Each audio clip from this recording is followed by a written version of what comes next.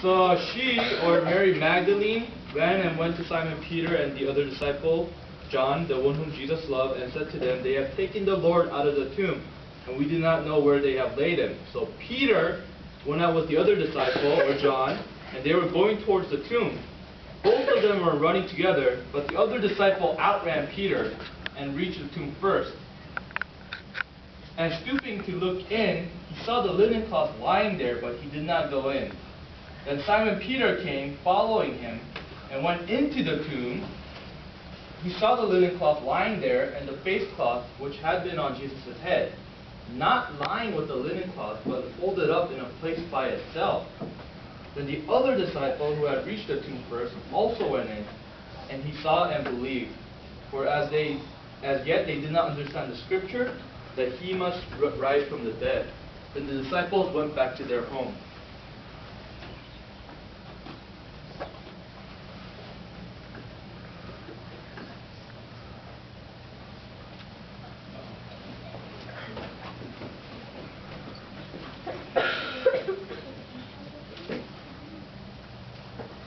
Then the disciples went back to their homes, but Mary stood outside the tomb crying. As she wept, she bent over to look into the tomb and saw two angels in white, seated where Jesus' body had been, one at the head and the other at the foot. They asked her, "Woman, why are you crying?" They have taken my Lord away, and I don't know where he is. At this, she turned around and saw Jesus standing there, but she did not realize that it was Jesus. "Woman," he said, "why are you crying? Who is it you are looking for?" Sir, if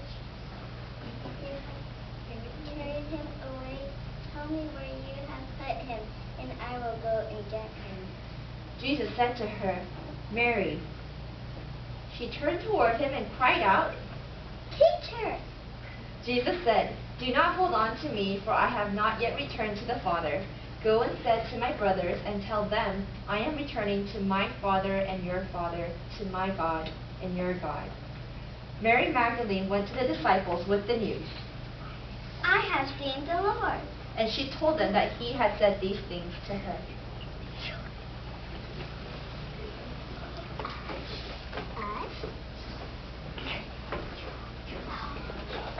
One day, two disciples were on the way to Emmaus, and while on the road, Jesus appeared to them, but they did not recognize that it was actually Jesus at the time. And so they continued on their way to Emmaus,